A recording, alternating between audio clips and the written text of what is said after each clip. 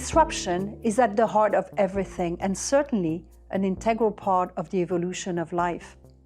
From an investment perspective, we see it as a significant trend, presenting innovative opportunities for growth as well as challenges.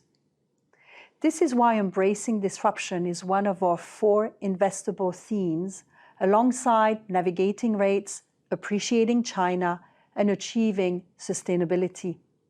But in the past, the word disruption has been used a lot, mostly in association with geopolitical events such as wars, or from a sector perspective with a particular focus on the tech sector, addressing topics such as retail disruption from bricks and mortars to online.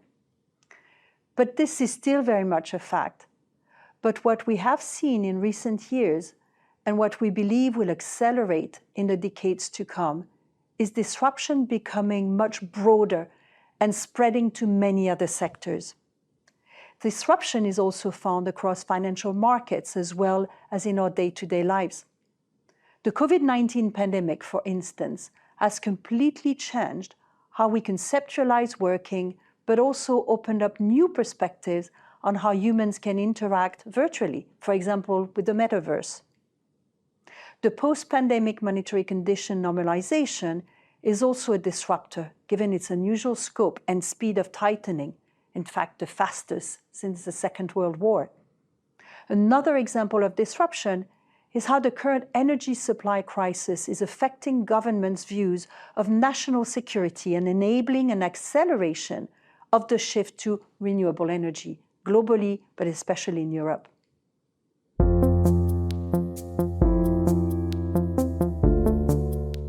We have identified several major disruptive forces that are reshaping markets.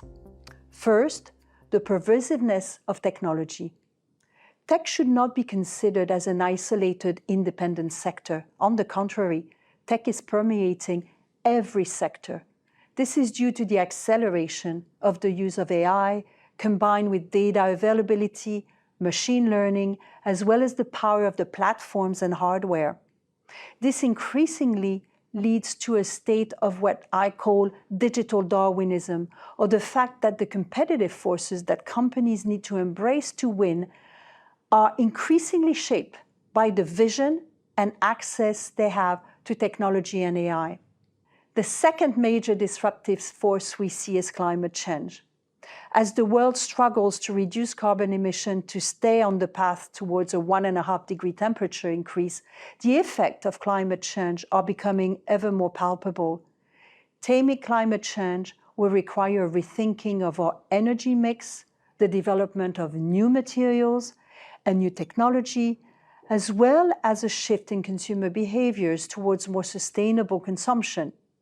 This will impact most aspects of how we produce and consume, where we produce, including the way we approach agriculture, organize transport, and plan our cities. Third, and as the past 2 years have made abundantly clear, disruption can come from geopolitical volatility or new lines of fragmentation in the global village. With the Russian-Ukrainian situation, geopolitics have come back with a vengeance, forcing companies to rethink their global supply chain in more innovative ways, be it in terms of commodities or raw materials, but also in terms of cutting-edge components such as semiconductors. And let's not forget that as China embarks on its phase 3 of its transformational journey, the world is finding it somehow difficult to adjust to the emergence of a new large and powerful player at the global table. Last but not least, there are also more silent but no less powerful agents of disruption.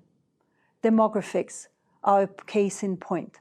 The combination of a large global population, in fact the largest we've ever seen, and its impact on the available resources the planet offers, as well as an aging of population in Europe, North America, emerging markets, Asia, everywhere, are increasingly an important source of potential disruption. This will spur the need for medical advances as well as new forms of consumption, for example, but also potentially large waves of migration especially in the context of climate change.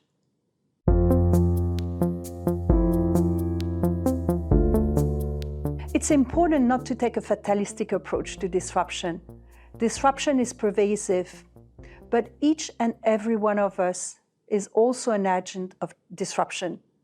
So let's think of disruption as a source of innovation, and for us to have an agile mindset in order to understand and integrate its varying consequences. For investors, it's important to focus on the opportunities that disruption brings. This means questioning old ways of investing. It means questioning certain benchmarks that reflect old industrial models or do not take into account new sectors and new investment regions, such as China. It means including a thematic approach when investing, focusing on companies that will harvest the benefits of being disruptive. It means looking at companies that are actors for change, for example, in the climate debate, rather than relics of past business model. It also means measuring perhaps financial returns along with outcome returns. What do I mean by this? Outcome returns is the impact we can drive via our important role as global capital allocators.